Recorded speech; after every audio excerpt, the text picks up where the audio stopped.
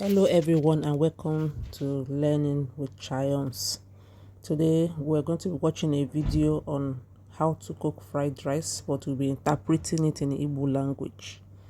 Here now, from now on, I'll be speaking in Igbo, but I'll be interpreting in English. Etiri ayu na mmanụ n'ime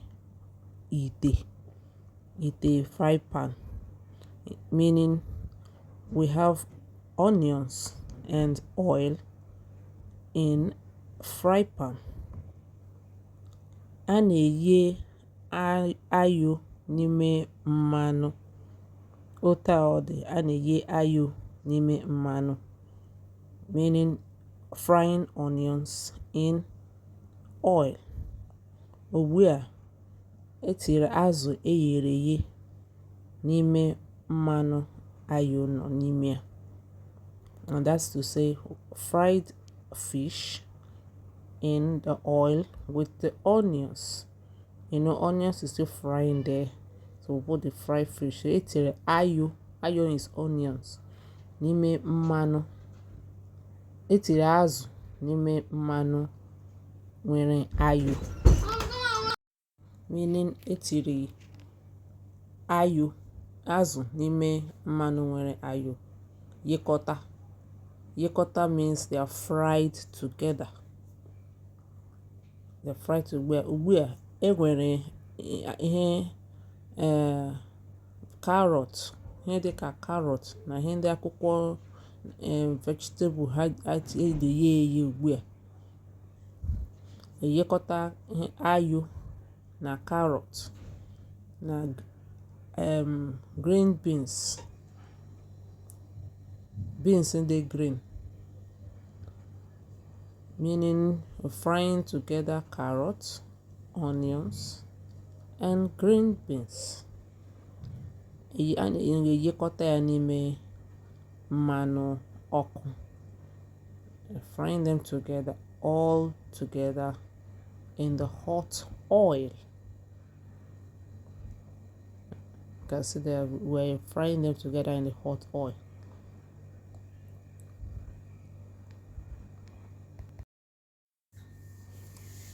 So while we try to interpret in Igbo language, this is Learning with Triumphs. Please don't forget to like and subscribe and even comment. A comment will encourage us. Ugbu a anyị etila ihe Maggi na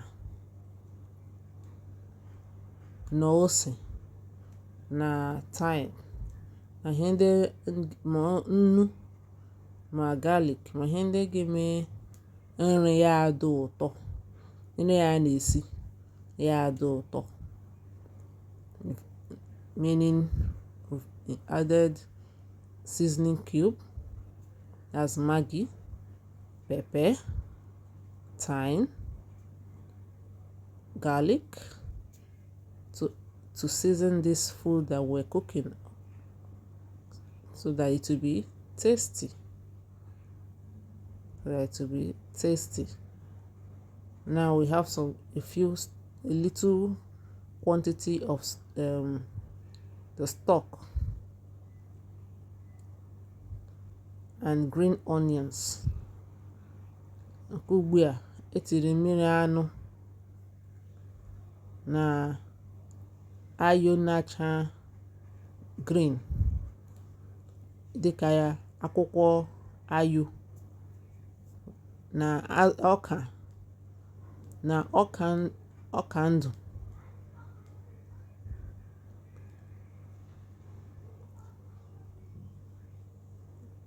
Ihe a ime ya ka ọ bụrụ nri ndị mmile anya. Ugbu a anyị esichana, akụnụ hụ na nri anyị dị mma ile anya. Nke a bụ fried rice na azụ eghere eghe. Now we are done. This is fried rice and fried fish. It looks good.